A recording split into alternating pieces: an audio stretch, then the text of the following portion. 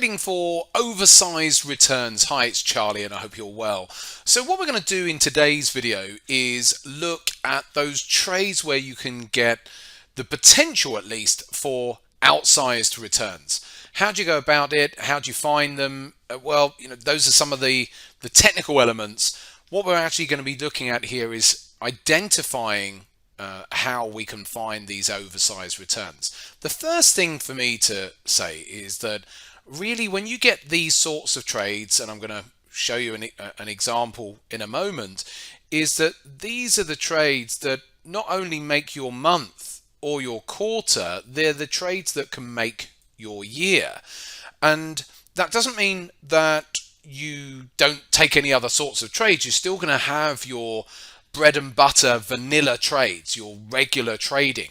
But when you identify a larger potential runner in the market, then at least assess it. So what we're going to do here is we're going to take a period where I was actually trading the euro, and I was genuinely trading the euro back here, and all the way through up to the highs and beyond. So that's something I'll do an update on when I do my end of year trading challenge update coming in December, and we'll look at all the trades I've done through the year. So what I'm going to do is I'm going to take this as an example. So when I actually got into this euro dollar trade back here back in late May, and it was actually on that very date, you'll see it when we do the update in December. My entry, if I get the indicator up here, was around about 106. I think it was 106.85. It was somewhere like that, and the stop loss was 106.35. So it was about, it was about a 50 pip stop loss. Now there were reasons for me to go in on that particular day, and that's where multiple time frame analysis comes into play. So sometimes you'll identify a trade whereby you can have, in relative terms, a tight stop, and 50 pips is a tight stop if you're swing trading, and you can see the potential for these outsized returns, because I was targeting, well, one of my targets was right up here at 112.75, I think it was. Yeah, 112.75. So what's that telling us? Yep, a risk reward ratio of 11.9. I think it was actually, the reality was 11.68, I think was my actual risk to reward. But that's about right on the chart there. So an 11.9 risk to reward is a great risk to reward ratio.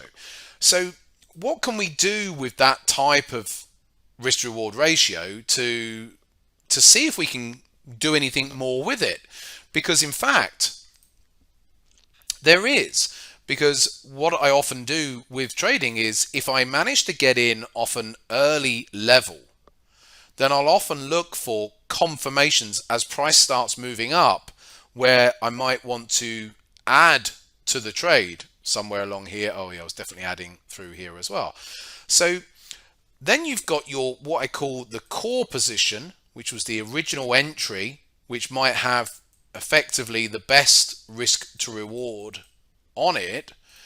And then we're looking for areas where we can add to the trade. So if I now take the tool here, the risk to reward tool, and say, okay, well, definitely there was an add in around there. So the stop loss was a bit higher about there, and then put that one up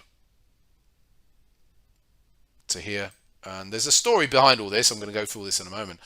So that one had a 4.37 risk reward ratio potential on it. And if I move this across, and so on and so forth. So if I ended up having another add-in entry up here, let's put that one in.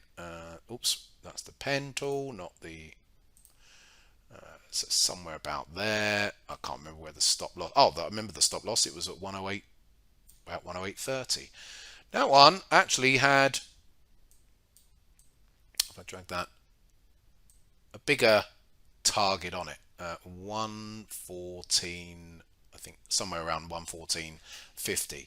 So that one had a risk reward of 4.68. In fact, this one was as well. So it was up here. The targets were right up here. So as you can see, they didn't reach their targets. This one did. So this one did reach its target. That one was part of that was banked there for over 11R, and the other ones didn't. So as always, I'm always transparent about what I do. So if you're part of our community, then you'd see it on a day-to-day basis, because that's what I'm doing with our members all of the time.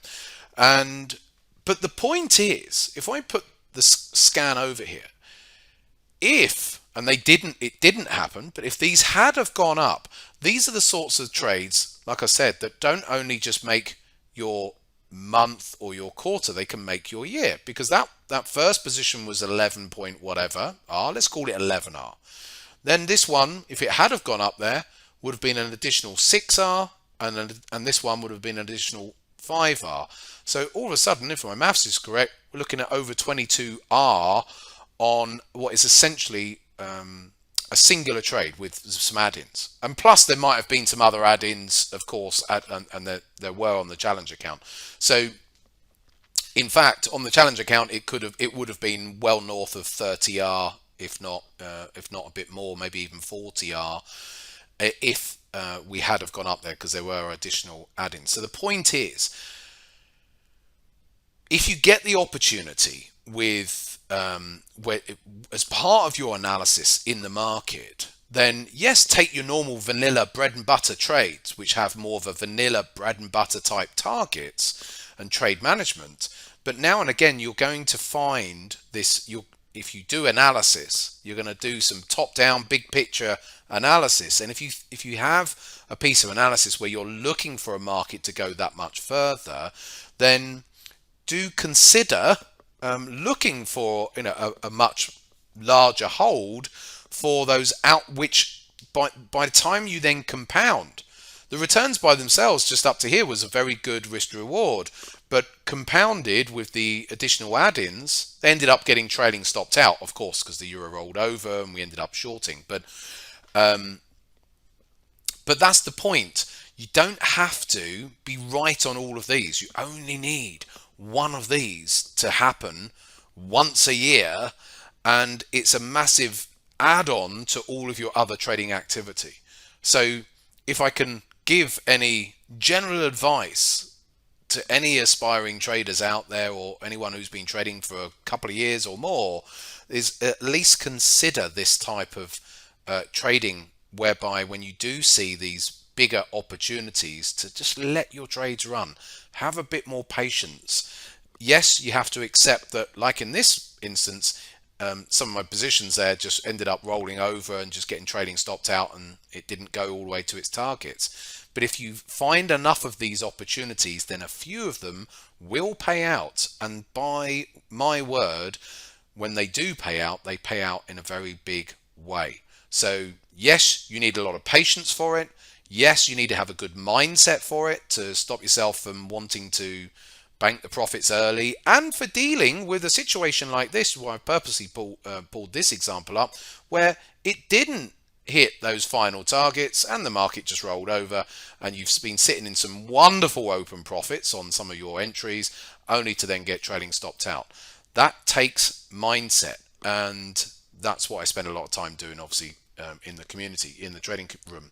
So, but certainly consider adding something like this to your trading activity. Yes, you've got your vanilla stuff, but I think it's certainly something that I use on my funds. I'm a regulated authorized money manager, and certainly this is the sort of trading activity that I do in my funds. There's a reason why professional money managers do this sort of stuff. So and it all comes from a story that I was told myself when I was a younger trader, so to speak, myself. Maybe I was only 8 years into my trading, 9 years into my trading, so I wasn't exactly a new trader, but I was having a conversation with a broker in the City of London, and who we were looking to set up a small fund via them at the time, a little specialist broker that dealt with money managers at the time. It never materialized, but I never forget that conversation, and that sat with me until I started doing it. And that conversation was, he said, the best traders that he has, the best professional money managers he said they get into a trade and the market starts moving and they wring its neck for every last drop that they can get out of it. And what he meant by that, and within that conversation, he was talking about, traders that add in as the price is going in their direction, adding in every time it goes up, adding more in. And that's a fantastic way of accumulating larger, oversized returns from a given trade. And although I remember that conversation and never did anything with that conversation for actually several years. So it was only really after 2013 that I actually started to properly consider introducing this style into my trading. And so although I've been trading 20 odd years, it's actually only been the last 10 years that I started to do this. But certainly I think it's something you might want to consider. Hopefully that's some food for thought for this week. Back on Saturday for more.